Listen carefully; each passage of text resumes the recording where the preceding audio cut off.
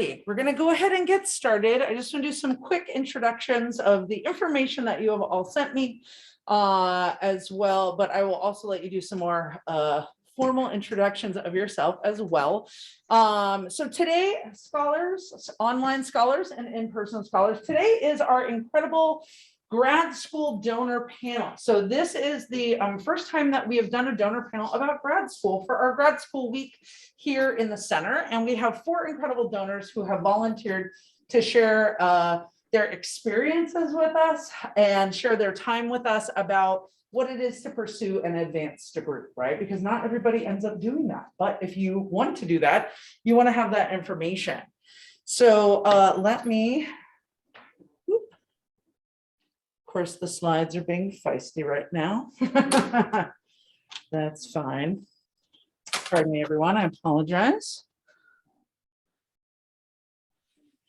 So I want to introduce our 4 donors to you. First up, we have Mariel Enoch. She is the Senior Associate at the Access Agency. She holds a Master's of Arts in Communications and a Bachelor of Arts in Political Science. Then we have Diana Lopez, who is the Assistant Dean for Student Affairs for the College of Education here on our campus. She holds a BA in Human Development with concentrations in counseling and K-12 teaching, an MA in organizational leadership with emphasis in conflict resolution and leadership development. And she is in progress with her educational doctorate in organizational leadership with emphasis in higher education leadership, which is just fantastic. Oh, come on, these slides. We also have Dr. Allison Nathan, and Dr. Nathan is a retired clinical psychologist because a lot of our students end up doing psychology or thinking about doing counseling. She holds both a BA and a PhD in psychology. And then finally, but definitely not last but not least, we have Augustine Pradio, and he is a constructability review specialist, and he holds his Bachelor of Science and Master's of Science in both civil and environmental engineering with structural emphasis, right? And so some of you might be like, are these my majors? Will this help? It's all going to help, even if these aren't your major. So thank you so much, everybody, for being here. We really appreciate it.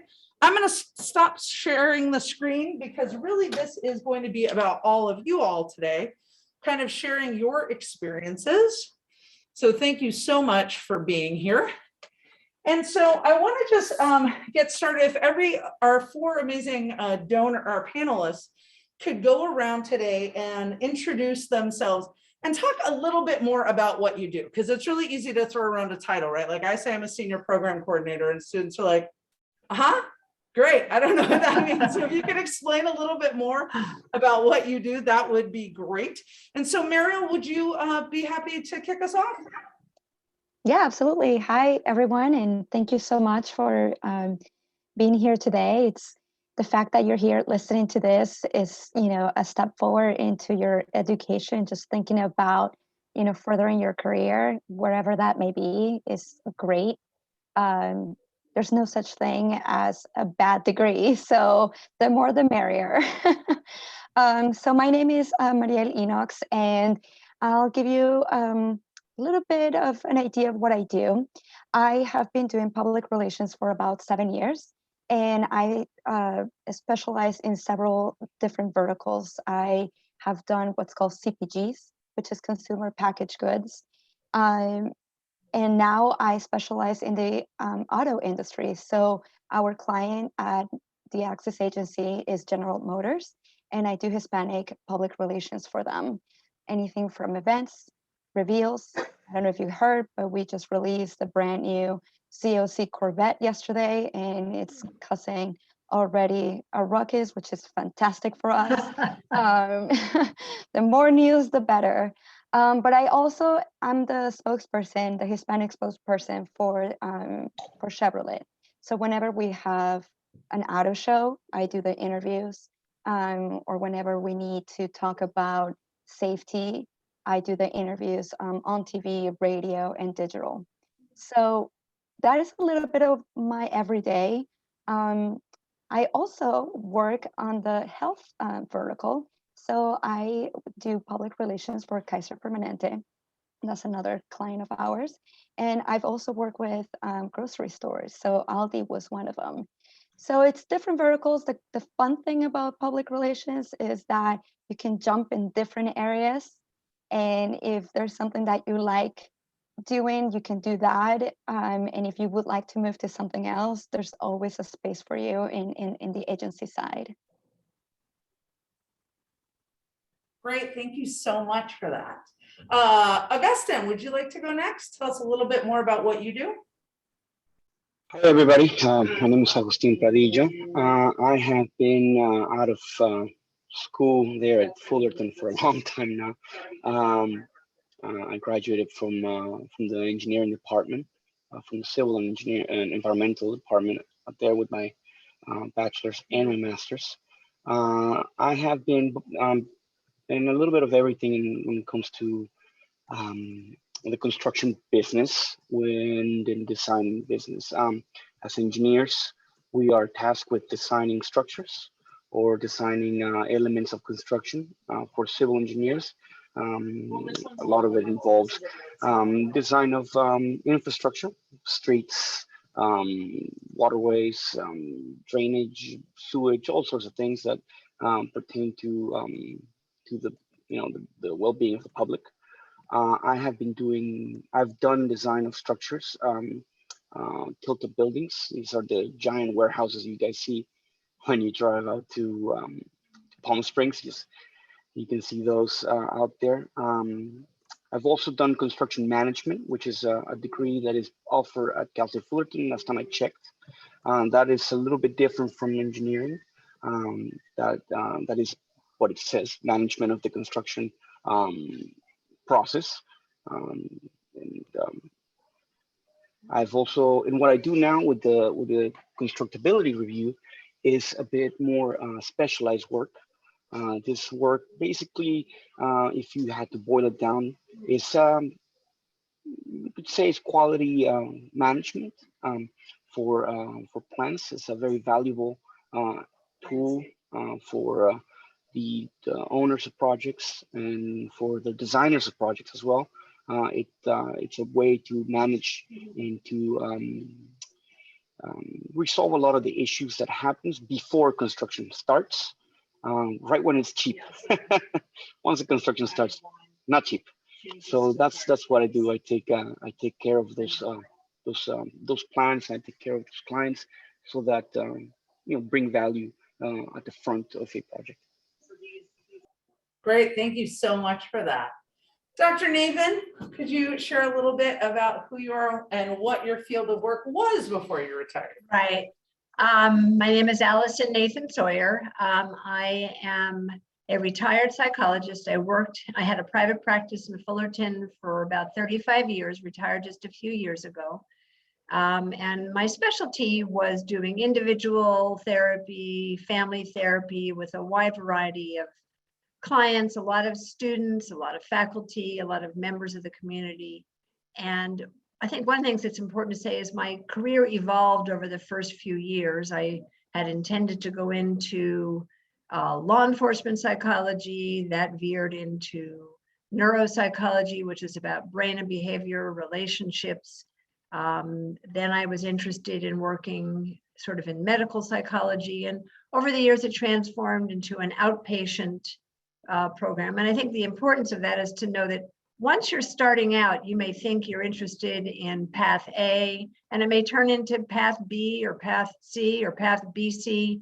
So it's important not to get focused on one specific thing, but to recognize that you may find yourself in something, I won't say completely different, but something different, and to not panic when you can't do the first thing you thought you would do because you find out other things in your field. And that's what happened to me. So I mean, I liked where it turned out, but keep in mind that any field you're in is wide open. And listening to Marielle and Augustine, you realize how wide open it is. And there are a lot of things you can do with the graduate degree that you get. So. Fantastic. Thank you so much. And that's such an incredible point, right? And I think if you talk to a lot of people, they will talk to you about how their careers evolved.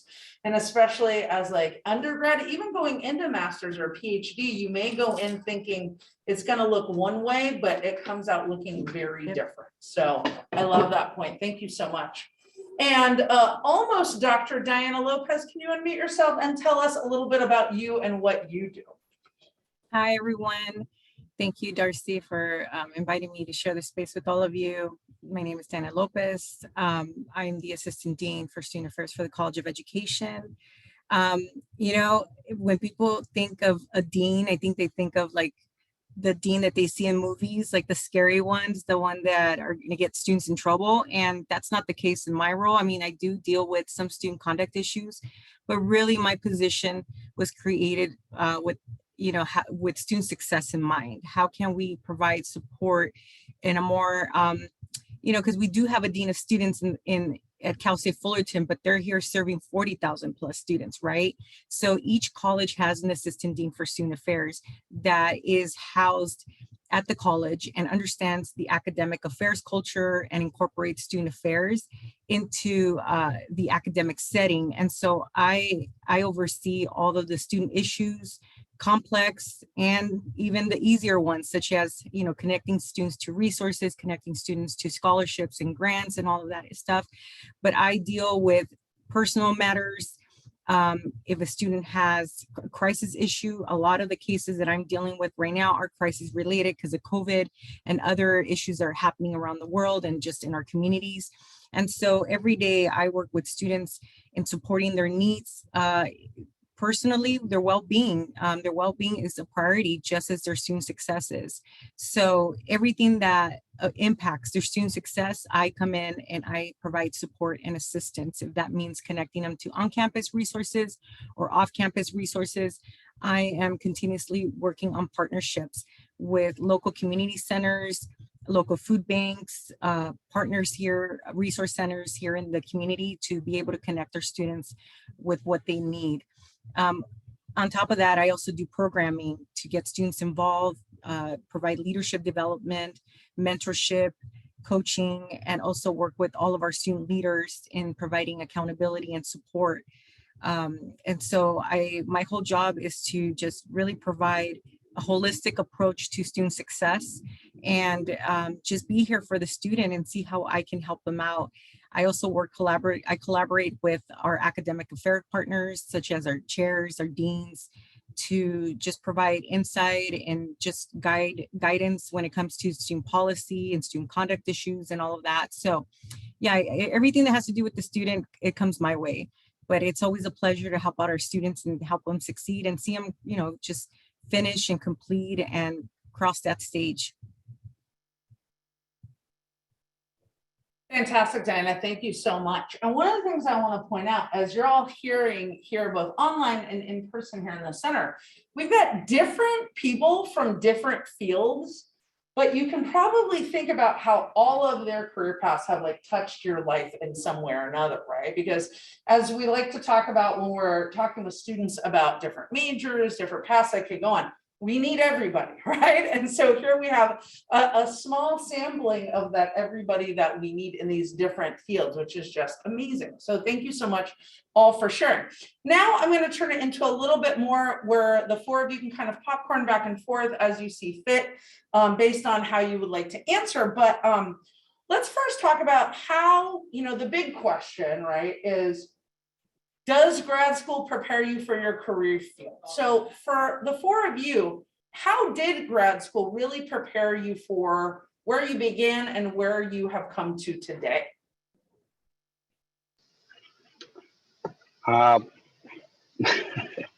Yes, this is a bit obviously it's anecdotal. This actually kind of happened as I was changing career paths, and what made me realize the value of my master's was almost by accident. I was moving houses, and I opened up my old coursework and my notes and my books, and I looked at all the notes, and I realized this is exactly what I'm doing for work right now. All these calculations, all these things that are going on in my daily work, I can just look at my notes from school, and that's literally what I'm doing. And I know this is something that probably does not apply very much for a lot of careers that are not using this type of procedures with calculations and stuff like that. But if you're choosing that, it provides, you're far ahead of the curve by the time you've left the program. The things that you've seen every day through your coursework, you're seeing them in the field, because that's what they're doing. That's what they're teaching you. And it really allows just to be ahead, and just to be that much more important and that much more valuable to the organization. Fantastic. Thanks, Augustine. And also, what I'm hearing you say is it really built a foundation for you. And you could see that foundation playing out as you were in the field, and you went back to that coursework to be like, yep, this is exactly what they were teaching me. And now I'm actually utilizing it, which is so great. Thank you so much. I would also like to add to that not only the what you study, you can see it reflected in your work, which, for example, while I was at Fullerton, I did the class with for the Newport Beach Film Festival, and after the degree, I actually worked in other film festivals. So not only you can do that, which is a reflection of your classes in the real world, but you get a sense of real world urgency when you have to turn in your work, when you have to, have deadlines. That applies to work every day, all day. You might have a week to turn in a paper, for example, but in at work, when you're having this real world experiences, it's very similar on the pressure, and it forces you to create a path for yourself to be okay with that, be okay with the uncomfortableness of being under pressure, and how to prioritize so that you can get your work done appropriately and you don't get fired. So I learned that the hard way, but definitely the system and the classes allowed you to do that. So that is something that I apply to this day. The way that I set myself up every day, my to-dos, I apply them when I started at Fullerton, and I still do it today. I mean, it's interesting hearing what you say, Marielle, because you're right. It foreshadows how you're going to be as a worker, how you were as a graduate student, and you have to work with people that you like and people that you don't like. And how do you manage that? I think the other thing one has to ask yourself is, can I do what I'd like to do without this graduate degree? So could I have done what I wanted to do without a PhD? Probably not. And so I really wanted to do therapy and assessment. And I don't know if this is still quite the case, but without a PhD, I would have had many fewer options. And in terms of being paid, I would have had many fewer options. So I think graduate school allowed me to do some things that without it, if I had just stayed within my bachelor's degree, it would have limited me tremendously. And at least when I was going to school, if all you had was a bachelor's degree in psychology, there really wasn't a lot you could do. That may have changed, but mostly what you could do is you could work as a correctional officer in a juvenile corrections facility, or maybe been a probation officer, which are fabulous jobs, but they were more limiting than I was willing to do. So keep in mind, what is it you want to do, and will a graduate degree allow me that? And if I don't have it, what are the options? And I agree too with that. In education, and this is from K through 12, all the way through higher education. I mean, you really need an advanced degree in order for you to move up. Even my husband, who's a secondary teacher, he teaches high school government and political science and government. He has a master's degree, and it's almost like expected. And this is in the K through 12 public high school setting. So in order for me to continue to move up, I definitely need a doctorate at this point, and that's why I decided to go get my doctorate. But my master's is in business, and I'm in education. People ask me all the time, why a master's in business? I have over 14 years of experience in higher education. I was already in higher ed when I decided to get a master's in business. At the time, I was working at a different institution. It was a private, small liberal arts college in the area, and I ran a campus. I was a campus director, and I took care of everything from human resources to student affairs to pretty much even remodeling the center and working with the designers and the architects. I mean, everything that encompassed that center, I was in charge of. And so it made sense for me to pursue a master's degree in business with an emphasis in organizational leadership, because I was leading a team of 35 people. And that consumed me more than the academics part of it. And so I have no regrets, because I still use my degree in the position I'm in. I don't have that team anymore. It's really just me in my office. I use it for leadership development, for conflict management, because my job means working with faculty and navigating complex student issues. It's all about being very comfortable with conflict. It's about managing politics, especially in meetings. And you know, the degree that I ended up getting in business has served me in many different capacities. And so you just never know. But the advice that, you know, everyone here is giving, as far as like, what do you want to study, does it require, you know, an advanced degree, that is so true, because I wouldn't be in the position I'm in if I didn't have the degree, my master's degree. And definitely for the next step up, I'm going to need that doctorate, or, you know, even if it's not required, it's recommended, strongly recommended. And I'm going to be, you know, I'm not going to be as marketable as someone else who has a doctorate degree. They already kind of have that leadway. Can I still get there? Yes. In education, I mean, there's people who have higher positions than I do without a doctorate, but it makes things a little bit more tougher. And so I want to make myself as marketable as possible. And also, I love learning. I'm a nerd. You know, I wasn't always like that, but I'm an avid reader. I enjoy it. I'm enjoying my educational studies. It's hard work, but it's really helping me become a researcher and a scholarly writer. So, you know, it's something that it's benefiting me in many different ways. Great, thank you so much, all of you, for that, all of those answers, right? So what we're hearing in this is, do you need the degree for what you want to do? And if what you want to do, you think stops at a bachelor's, you want to do more of that research to really understand, so you don't limit yourself. But also we're hearing the theme around transferable skills. Transferable skills are so important, because our jobs and our degrees don't have to match, right? It's really about what can you take into conflict resolution, organization, strong writing skills, strong critical thinking skills, all these kinds of things that you learn in a liberal education, that the type of education we offer here at CSUF and that you're going to take into these graduate degrees is so, so important. So thank you everyone for sharing that. I want to ask this, and this may not apply to all four of you, but I'd like to ask, for those of you who were first generation students, because I'm a first gen, many of our team are first generation students, and of course, many of our scholars are first generation students.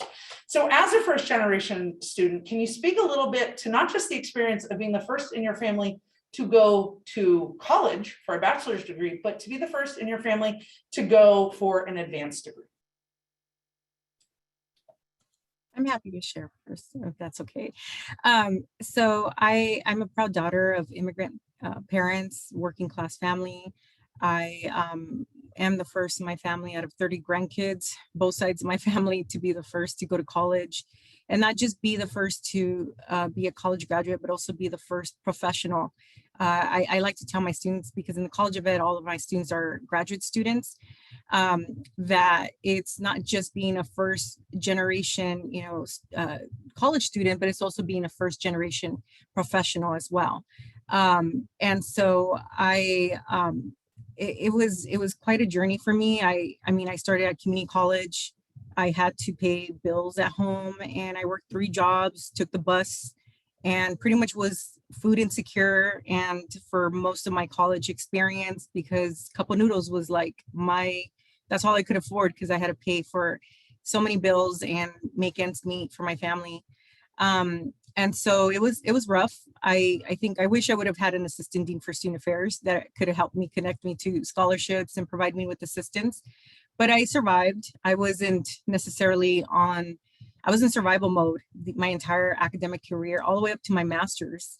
And so I've learned now as a doctoral student how not to operate on survival mode anymore, but use that part of my brain that is for intellectual with getting help that I need and having support systems that can help alleviate those, issues that come up while you're a student, right? Because it's, life happens, life doesn't stop while you're a student. One day your car is working, the next day it's not. One day you have employment, the next day you may not. One day you everything seems okay, the next minute who knows, right? And so being first gen and not having family who understands what I was going through is very isolating. And I felt like I was just alone. I felt like no one understood me. And so I really had a more transactional type of relationship with my college experience or academic career than I did transformational. The transformational piece came when I crossed the stage and I finally got that degree and my family was there to enjoy that with me. But really my college experience was come in, go out, commuter. But I've learned that now as a doctoral student not to do that and to really make time to be in support groups that help me with my mental health, that help me with, just getting to where I need to be, because I'm a doctoral mom, I'm a foster mom, I'm a wife, I'm a full-time employee. I got a lot going on and I cannot do it alone. It takes a village, and I communicate when I need something, when I need help. I was brought up in a culture where you don't ask for help. You become a burden when you ask for help. I've learned not to continue with that. I've learned not to suffer in silence, but to reach out when I need assistance and help. And so if I tell that to my students, I need to practice what I preach. And that's exactly what I'm doing. I'm taking care of myself. My self-care is my priority now, where before I used to be in the back burner trying to take care of everyone else. And, it took a while. It took me all the way till I'm in my late 30s to realize that.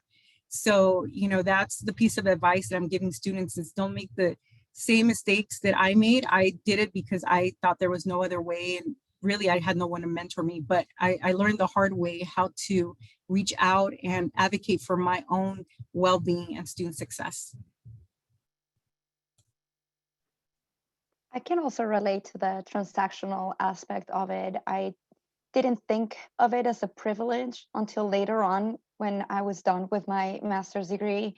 I just thought it was something that you have to do. You got to get it done. You go in there and you do what you need to do. And if that means, put in the late nights and working and also studying, then it is what it is. And then when I was done, I realized that it had been a privilege to be able to do this. And not a lot of people have that privilege. Not a lot of people are able to continue or support it or have the ability or the mental strength to go through it. It's hard. And I know everybody says it's hard, but it's really hard. And so going through program, the reward that you get at the end is undescribable. There's just, it's worth it, at least just for that, for yourself. It definitely helped me with my mental health, knowing that I had overcome a lot of obstacles to be able to do something that was good for me. And that it would help me in my career later on. For me, like once I was done, that was just a bonus. It was just being able to be done with it and knowing that I could add that to my name. It was very special. Just super quick to a little bit on what we were talking about before as well, and just some, for example, engineering. There is such thing as once you get your master's, for licensing purposes, it opens up a bit of shortcuts, if you must, where you don't have to provide as much working experience to get your licenses. So that's another important that you can take if you're trying to pursue your master's. It's just literally creates shortcuts for you that other people have to work, those extra 2, 3, 4, 5 years just to get where you already are. Yeah, that's a really great, that's a great point, Augustine, because I know like within higher ed even, you will see jobs posted that will mention like a minimum requirement being a bachelor's degree, but a master's degree can be substituted in for a certain amount of time, right? So sometimes these advanced degrees, as he was pointing out, can create these shortcuts. Now, does it mean you haven't worked as hard? Not at all, because you've done the work in a different way. It just means in the working world, you don't have to have the same amount of years before you can move into those other positions. So that is really important to point out. Thank you so much. And Mariel and Diana, thank you so much for pointing out that or sharing with us about your first generation experiences and what it was like to be like, I don't know if I'm going to get this or I'm expected to do this, right? Because I think sometimes, you know, for those of us who are first gen, it's you have support at home, but they don't know how to support. Like we're proud of you. Good luck. Like we'll figure it out, right? And this is where people like Dean of Students can really come in handy and other support systems. And then you also sometimes have challenges around folks saying, you know, do you think you're better than us? Oh, you think you're doing something different. And so that the support's not always there. So it can look a lot of, and those are just two examples of what many students face, even if you're not first generation, right? So there can be all kinds of different things that come into this. So I really appreciate you all sharing with that. Diana, I know you mentioned that you did, but I wanted to ask the rest of you, did you work while you were going to grad school? Was there a part-time job? Was there multiple jobs? And can you share a little bit about what that balance was like? Because I think sometimes folks think, oh, I'm going to get into grad school and it's going to be only grad school. That was not the case for me. And I know that was not the case for many of the other folks I know with advanced degrees. So I was wondering if some folks could share about that a little bit, please.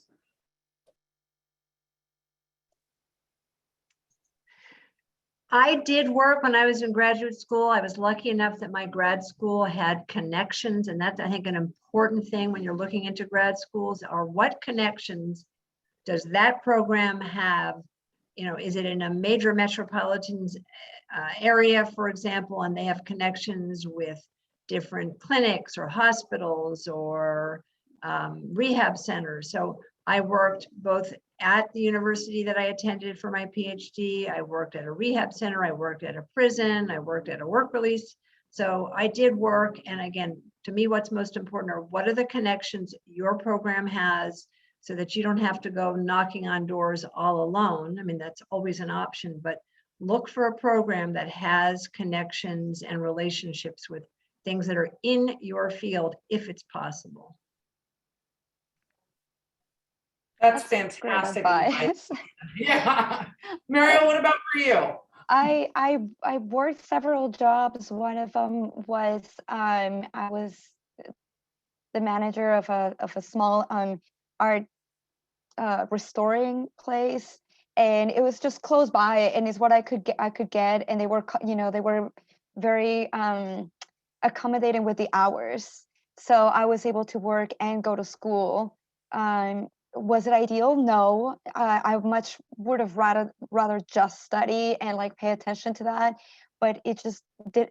When you're in grad school, you also have to eat and you have to be an adult at the same time. So you find what you can do, and just you hope for the best. But sometimes you're lucky to be able to find work in your area. I say take it. And if there's internships and they're paid, take those as well. Those are the best way to like figure out what you want to do with your life. Absolutely. And I think you bring up another really good point too, where maybe it was not the ideal job for what you wanted to do, but you worked with a job that was flexible with hours, right? And this is something that's really important to think about, not just in an advanced degree, going to grad school, but also thinking about in your undergrad now. If you are looking for jobs, please make sure that they are putting school first, and then that job becomes a bonus, right? That becomes something that is helpful, because while I know sometimes it might be like, oh, I'm just lucky to have a job. And I totally understand that feeling, folks. I definitely do. But you want to make sure that you're not sacrificing the education you're working so hard for because of someone or a supervisor or a boss that is not willing to work with those hours. So I really appreciate that you brought up that point. In my experience, well, my experience was I was lucky enough to find work related to my career path. I was actually, I managed to get land a designer position as a structural designer. Working full time, I believe was the last half of my master's program. Yeah, that was real tough. That was really tough. As much as they were accommodating, like you said, and they were willing to work with me, and they understood that that I was, full-time student. They also are a full-time company, and they're full-time making money, and they have deadlines just as I did that had to be met. So if it is very important to find work that it is flexible, and I would recommend maybe like you're saying. Being in a place that it allows you to have more flexibility and more time for yourself to finish your education. Now, those are difficult to find, and hopefully they're in your field of what you're graduating on, what you want to go for. But yeah, I did work on my master's, and it was extremely complicated. Right, thank you so much for sharing. All right, so we've heard some different experiences about what work was like. For some folks, 3 jobs, right? Other folks, jobs not tied to their field, and 2 other folks, jobs tied to their field, but still challenges in that, right? Because then you're trying to learn what you're doing in your field while actually doing it in your field, but also trying to get the academics done at the same time. So thank you all for sharing about that. My next question, I know for myself, until I found the right major, I didn't even think about going to grad school. But once I found the right major for me, I was like, oh, maybe I could go a little further with this. I'm pretty excited. So I want to ask you all, who or what inspired you or made you decide to go to grad outside of the job stuff, right? Because we know the job stuff is there. We know we think about advancing our career fields and what we want to do. But a lot of people want to advance their career fields and advance their salaries, but they don't always take that next step. So who or what outside of those factors inspired you to go to grad school? Well, for me, it really started high school year. I wasn't always a strong student. I was like a party chick in high school. I didn't take my academics that serious. I mean, I didn't fail, but I wasn't like a top student or anything. I was just out, social life. That's what it was all about. That was my world. And so but I knew deep down inside, I wanted to go to college. I wanted to be successful. I just didn't know like how to do it or have any guidance. So I decided to schedule an appointment with my my school counselor, my high school counselor, to get some advice. Like, what do I need to do to get my grades up? How can I go to college? What is a degree? What's the name of the degree? I had no clue at all because like I'm first gen. And it was my high school counselor who, when I went to go see him, I asked him, like, what are the degrees available? So he went over everything from AA degree to like an associate's degree all the way to like a doctorate. And I asked him, what's the highest? And he said, well, it's called a terminal degree. And a terminal degree, it's like PhD or a doctorate in education or medical degree or whatever, he just went over all the stuff. And I said, well, that's what I want to get, because I've always been the type who wants to reach, like, I just, that's just me, super ambitious sometimes. And I was like, that's what I want to do one day, and he's like, you're not smart enough to get that degree. You're not even, you can probably junior college, I think it's, and not that, I mean, I went to a junior college, but I think he was saying it like I wasn't even smart enough to transfer out of a junior college or to get anything beyond an AA degree. And he's like, and knowing you and your family, like you guys can't afford college. So totally just try to crush my dreams, and was just discouraging by telling me you're not smart enough to go to college. And so it did crush me for a few seconds. But then me, the way I am, I was like, screw you. Like, I'm going to prove you wrong. You'll see.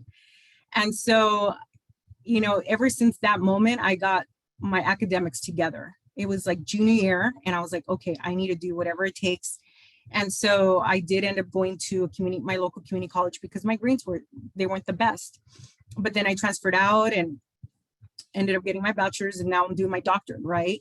And so, it was really that person. I wouldn't call it inspiring, but he really, he could have crushed me completely, and it could have gone a different direction. I could have really believed him and really thought like I wasn't smart enough to go to college.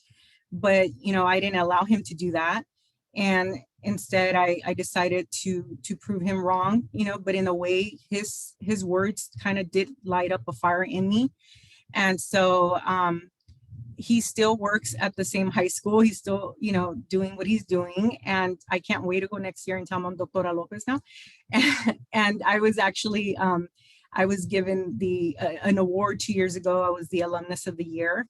And, he did, of course, it's been years. I'm class of 2000 from high school. So now you know my age, but it was, I was like, should I go tell him something? Like, because I don't want him to, I mean, it's been years, but who knows, maybe he's done that over the years, which is horrible. But I just feel like I can't wait to go show him, like, you never know, don't ever discourage anyone from pursuing, you don't know what their capacity is and what they can, just because they look a certain way, or their family earns a certain income, or they're in this phase of their life, doesn't mean that they don't have the capacity.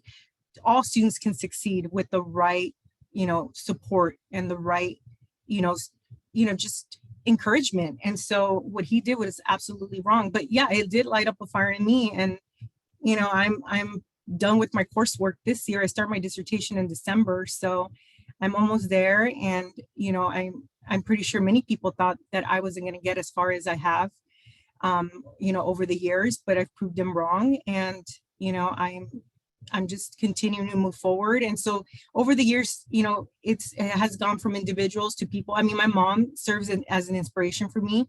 She came here, she grew up in the slums of Mexico, and she came here and documented when she was 18 because her family was starving in Mexico. And she has accomplished so much. And she is a homeowner, and her and my dad have been married for 40 years, and they've traveled the world. They've done a lot of amazing things. And, she grew up in the slums of Mexico, and now she's, here in the US doing all kinds, living her best life, so she's someone that definitely inspires me to be resilient and to not give up when life gets hard. And I want to quit my program every week. She's kind of like that propeller to keep me going. So it changes depending on seasons. I have different people that inspire me. And, right now I'm a foster mom to a beautiful 3-year-old son who's gone through a lot. He's in just his short life. He has experienced a lot of trauma, and he's so resilient and so brave. And so every day I'm like, oh my gosh, if you can be this strong, I should be stronger. I'm an adult here. And so he keeps me going too. So, I find inspiration in different people and different places because I need it. I definitely do need it every day.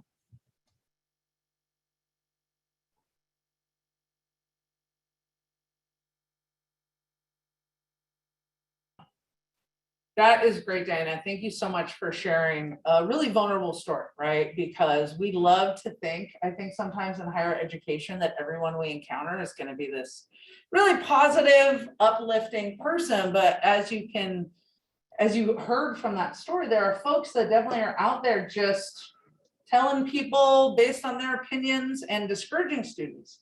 And who knows, like you were saying, how many students walked out of that counselor's office and that became their truth, right? But here you are being inspired. And I think you bring up a really good point of I need different inspiration at different times, because there's definitely times in grad school when you're going to need to find some inspiration because it is challenging, or today's a day where you're like, maybe we just throw it all in the air and walk away. So I totally hear that. So thank you so much for sharing your story with us in that. Would anyone else like to share about their inspiration, who or what inspired them or challenged them to go to grad school?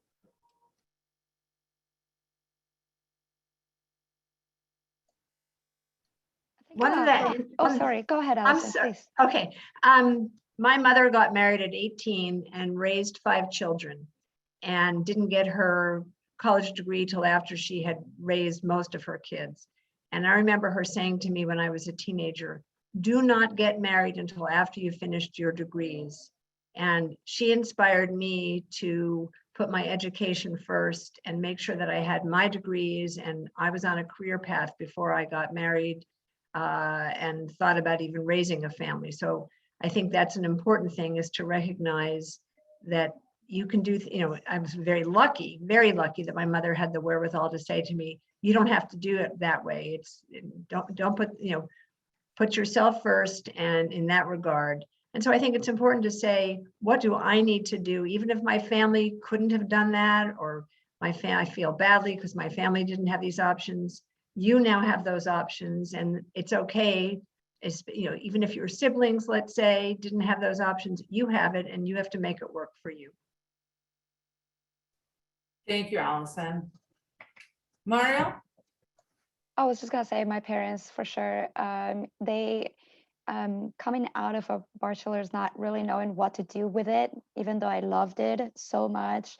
Helped me find inspiration as to what I wanted to do with my life. And they knew I'm a social butterfly, and it comes, in the family. So they said, why don't you do what you do good and get a degree on it? And I love being social and public relations. That's what you do. You have to do relationships with media, and you have to be okay chatting in public and giving presentations and being on camera, which is really hard. And so it takes a personality to do that. And so finding a career that complements my personality, I couldn't have done it without my parents pointing it out for me. So that was where I was able to, that switch finally clicked. Great, thank you so much for sharing that.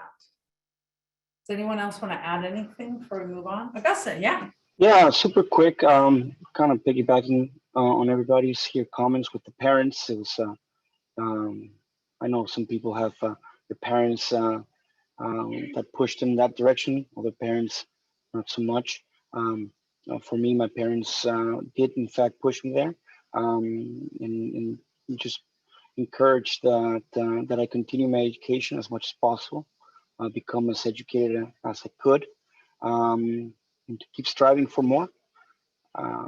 It's just been something that's helped me tremendously. Puts me and it will put you in a situation you're far ahead of those around you. Not only that, you are a valuable tool. And I mean, if you ever had a, if you're done some work around the house, you know that if you don't have the right tool or a good tool, the work is going to take twice as long. So it's good to become that person, a valuable asset, a valuable tool that allows not only yourself but your team to make the best out of any situation. It's just worth it. Also, just super quick, just to keep in mind, especially for if you're going into the sciences or the engineering career, and this may apply also for a lot of other fields, but training that goes on as you go into a new job, it is very expensive for your employer or for anybody to bring you up to speed and to train you and to give you those tools. And if you already have that training, it is a very easy proposition, financially speaking, just to say, well, I'm already trained. You don't have to spend the time and the effort and the money and the capital to get me there. And that's always a good bargaining point. That's a great point that you bring up, right? Because one, nobody wants to necessarily be retrained in things they already know how to do well, right? That they're already trained in, but also bargaining points are important, right? These are where we start to learn to negotiate.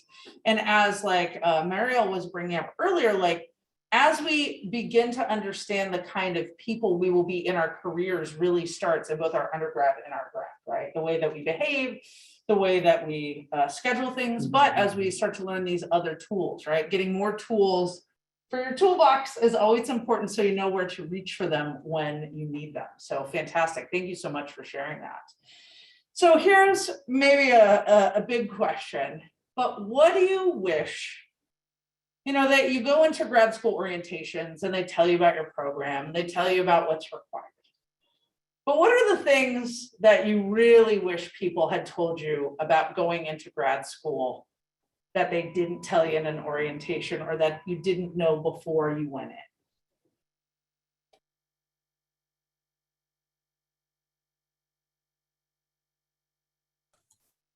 I guess I could start. For me, it was, I guess, and this is what I do. I do workshops with our students about self-care. I just got caught up working and going to school and really neglected myself, my mental health, my physical self, and everything. Where I was just, just working, pretty much running on fumes, and didn't give myself time to do something for myself where I unplugged completely from my educational studies, from my responsibilities, from everything that was just consuming me. I like to bring up my husband as an example. He has a stressful job. He works for a community that's very, I would say there's high needs. 50% of his students are from the foster care system. And so he serves as a mentor, kind of like a father figure, and he's very invested in their lives. He also does tutoring at local juvenile halls, and he does just a lot when it comes to his career.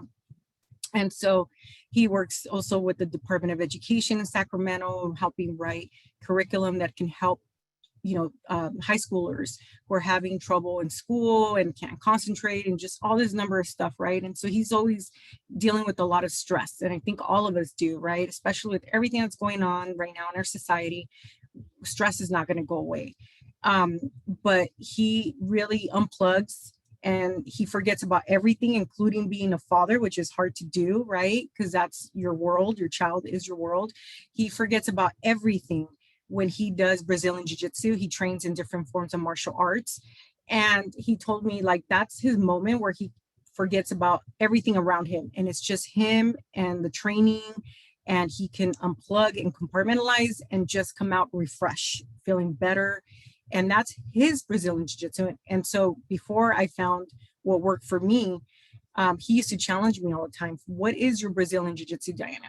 Find something that you can unplug completely from, because I was just so consumed with my responsibilities that I ended up getting sick. And so I ended up in the hospital sick because of stress. I had a complete breakdown, and I just wish that, I could have learned how to take care of myself. Self-care doesn't have to be expensive. It doesn't have to be an hour long. It can be 10 minutes, 15 minutes of whatever it is that helps you unplug and be able to do something for yourself where no one else matters. It's not about anyone else. It's about you, because I never took time to take care of myself and my mental health. And I ended up crashing and like just getting sick. It will catch up to you, as so people couldn't tell that I was going through this, that I was suffering in silence, but I was really struggling. And now I don't allow that to happen. I have one of those Peloton bikes, and I get on. Sometimes I have 10 minutes, sometimes I have 30 minutes, but I get on every single day and I work out, because that's my way of channeling my stress and being able to take care of myself. And sometimes I have to wake up most of the days at 4:30 in the morning to get a workout, because I got 2 toddlers who are the same age. It's twins that I got to take care of when I get home and make dinner and do homework. And I'm an adjunct professor at another institution and teach and do all kinds of stuff. So, life just keeps going and going and going. So I just make sure that I find at least 10 minutes a day to do something for me. That is me time to take care of myself. And obviously the financial part too. I had financial aid counselors, and I still utilize financial aid to help me pay for school. But I wish that I would have had someone to kind of hold my hand, to be honest with you, because I'm first gen, and really guide me and help me with how to connect me with scholarships and teach me just how to remove barriers. Because I feel like you have to write a ton of essays, you have to do all this stuff, but someone to just kind of help me how to navigate that process a little bit more. Because I would have it would have been helpful to use scholarships to help me pay bills at home, to burden that, take away some of those burdens, because it wasn't just tuition and books. It was also how to get, meals and housing and all this stuff. So I think finances is something that definitely is on students' mind all the time. How am I going to get through this semester, or even this day? How am I going to make ends meet? So I wish there was a little bit more of that when I was in orientation. that I can, that's all that I can recall. And sorry, I don't mean to take a lot. I can talk forever, but the other thing was that one last thing is that I never sat down with my family and explained to them how much work was grad school going to entail. I just like went into it for my master's. And so when I couldn't go to family parties or be there, you know, sometimes during the holidays, they would be upset with me and I would get upset at them. But I'm like, well, how can I expect them to understand when I'm, you know, first generation, they haven't gone through this process. So for my doctor, it was different. I sat my entire family down. I did a whole presentation about what was it going to entail, the dissertation phase. I mean, everything from A through Z. And they were like blown away and they're like, whatever you need, we're here to help. So they helped me with childcare. They helped me with a lot of things. So it took me communicating with them, you know, what, you know, my program was going to require from me for them to understand how to help me.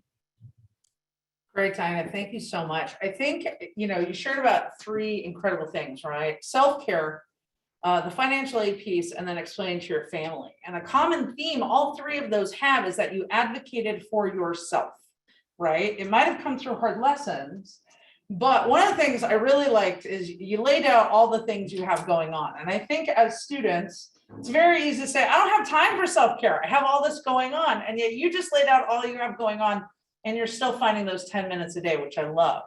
But to the lesson of don't let self-care go to the side so you end up having a breakdown. So you can't continue on, because it's really important, right? We want you to be happy, healthy, holistic people. Financial aid, advocate for yourself, get those answers. Don't, this is where we down to best friend financial aid advising, right? Go to the people who actually have the answers and can help you walk through. And then again, advocating with your family and helping your family understand, which is so wonderful. So thank you so much for sharing those things. I really appreciate that. What else do people wish they knew or were told about grad school? Allison. I think that I wish my graduate school had said to me, you will leave here 4 years later with some basic skills, but you will also learn a lot on the job, that you'll have the basics, but that you don't know a whole heck of a lot. You know, you can take tests and attend lectures, but that you don't have the, you don't have all your skills yet. So when you get on the job and you don't know what the heck you're doing, be prepared. Be prepared to learn on the job, learn skills on the job, and if you're lucky, find a job that has a lot of, you know, a lot of, I won't say formal supervision, but colleagues who will help you figure out what it is that you're doing. So that's a big thing, is don't assume that once you take all those classes, you'll know, you know, what to do on the job. You won't. So go in knowing there's a lot more to learn. Mario?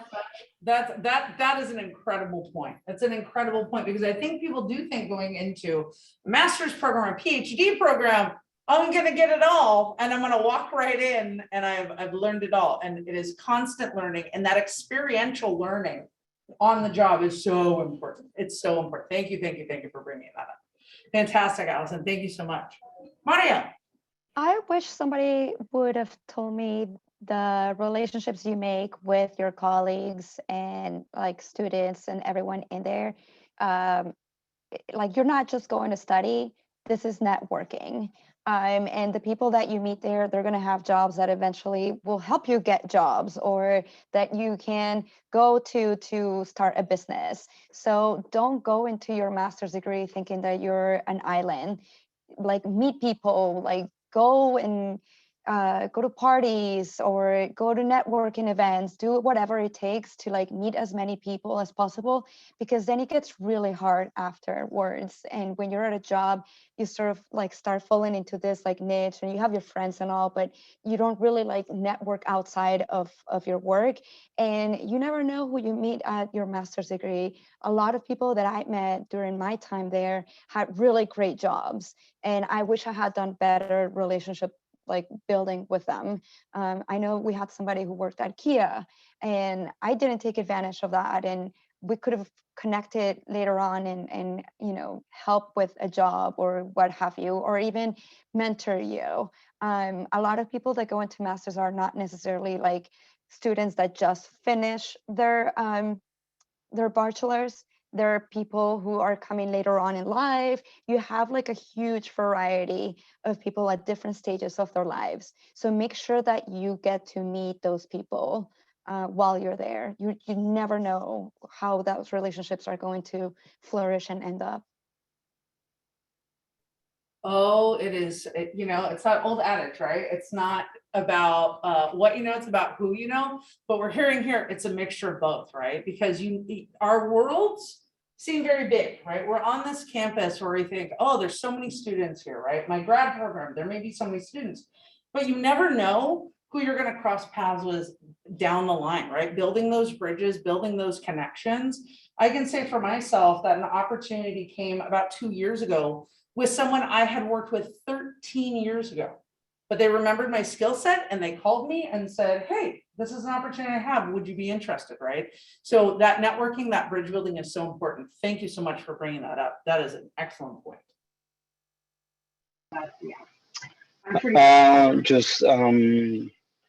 I think it's very important to understand something that they don't tell you very much going into these programs is and we've talked about it too, and the other panelists have mentioned this, you know, networking, also knowing that you go out there thinking that you know everything. In reality, you have to learn a lot more too. There's more learning that comes on, and managing your time, which is extremely important. But also knowing that maybe perhaps you're gonna find along the way a completely different interest as you start doing your research. A lot of this, for example, in engineering, we had to do a lot of research, scholarly research. I started with one goal in one inspiration in mind, and after I started doing research into one topic, I decided that's way more fun. No one tells you these things. You're gonna stumble across a lot of different points of view. You're gonna stumble a lot of new topics and subjects that might be interesting, and that might, you know, you might develop an affinity for them. I know a lot of people who went into the master's programs thinking that they were just gonna use that and go and work in the industry, and then they decided to become researchers instead, because that's what appealed to them. So just it's important to go in with an open mind into what you're doing, knowing that that you're gonna learn a whole bunch of other things that your bachelor's might not have taught you, or that they might have taught you, but not in depth that that you think that's all there is. There is more to a lot of these things. That's such a great point, Augustine, because sometimes you go in thinking, right? You're at the one end of a hall and you're going to get to the other end of the hall. There's going to be one door, right? Just, oh, there's the door I'm going to go through, when really there's a number of doors that you can go through and a number of different skills that you can learn about. I know I found that for myself in my master's program as well. And one of the things that I think people kind of talked about a little bit here and there throughout the other conversations though, too, is that I know for myself, the one thing I wish someone had told me is that my imposter syndrome would keep kicking in, even once I was done with my bachelor's, and that in my master's, it would be challenging to feel like I deserved to be there and that I had worked to be there. When in reality, I had, absolutely, but those things will still kick up sometimes. So this is also where that support, finding that network, finding those people who can support you in that journey and say, hey, this is something we experience. This is something folks experience. You are not alone in this, right? It's not them being dismissive of the experience, but saying, hey, you're not walking alone in this, which is really important. So thank you all for sharing that. I really appreciate that. And the last question I want to ask everyone is, can you share, you know, a lesson or something that you feel like you came away with skills, you came away with something that set you on a path for the careers that you're on, even if those paths change a little bit. But is there something that you feel like you would not have learned had it not been for moving into grad school and going to grad school? A lesson, a piece of advice, something that really you still utilize every day.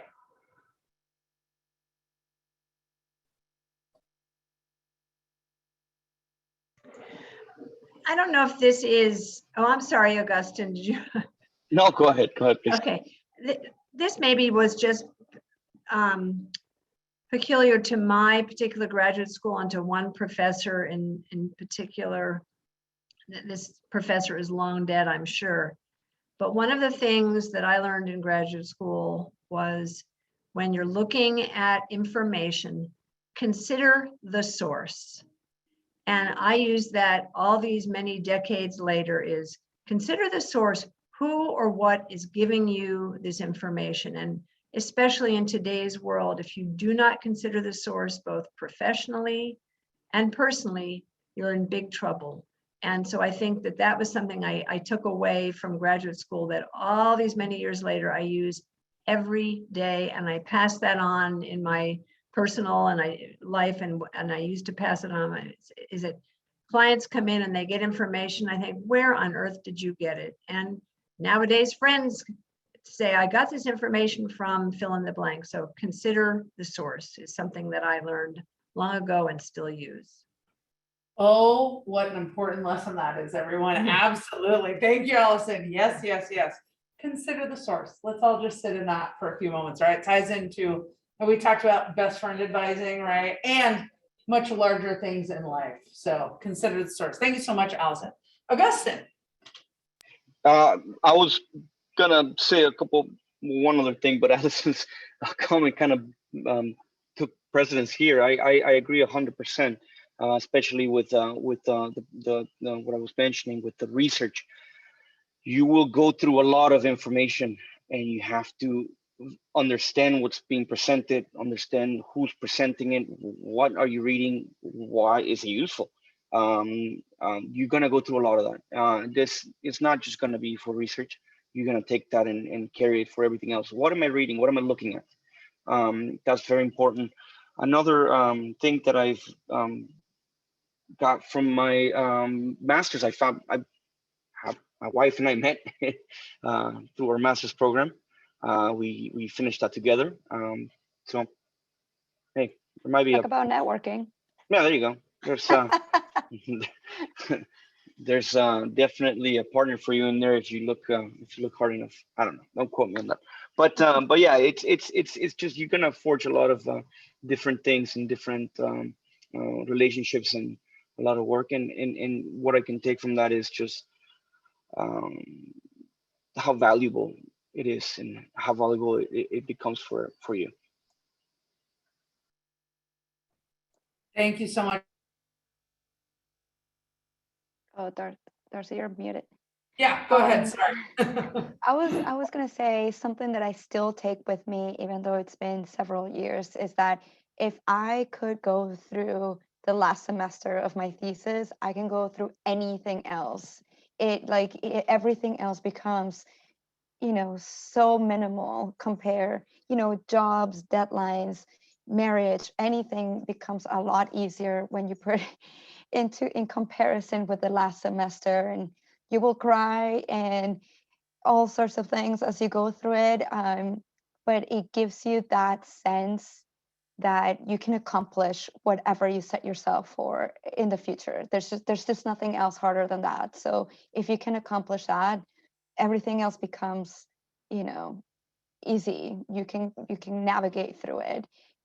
Take on another degree or anything else that you can put yourself in front of you, you will be able to accomplish it. Thank you so much for that, Mariana. Yeah, I feel that same way about my comprehensive exams, right? Like, I was like, oh, I did that, right? So that prioritizing and that realizing what you've accomplished when you come to the end of a thesis, a dissertation, or comp exams it's a feeling unlike any other, let me tell you. So that is awesome. Thank you so much for sharing that. Diana. I was yeah. gonna say, like, it's a sense of, and again, I think it goes back to like my first point, it's a sense of pride. Nobody takes that from you. it seems like it's just a piece of paper, that you're going to hang, but it's something that you've earned. It's your sweat, is your energy, is your time away from your family, is your energy, and nobody else can put a price on that. So again, if anything, the mental value of having that with you, that experience, that love for yourself that you did, to be able to get to where you are, there's nothing else compared to it. Thank you so much for sharing that. Such a great point, because it's true. The pride and the things that you've accomplished, like once you have your degree and then your degrees, nobody gets to take that from you. Like those are yours. You are the one that earned those. And that sense of accomplishment is really powerful. Thank you for bringing that up. Because sometimes I think we're not supposed to brag about what we did, but the reality is we've done something, right? We have accomplished something, and that's what you're all here to do as well. So this is why we want to share this info. So thank you so much. Diana. So Darcy, you brought up the imposter syndrome. Like that's something that I struggle with, that I've always struggled with. And even in as a professional too, not just in my academic career, but also in my professional career too, in the role that I serve, in the previous roles. It's like, can I do this? Am I good enough for this? Am I going to be able to succeed? Am I going to be accepted?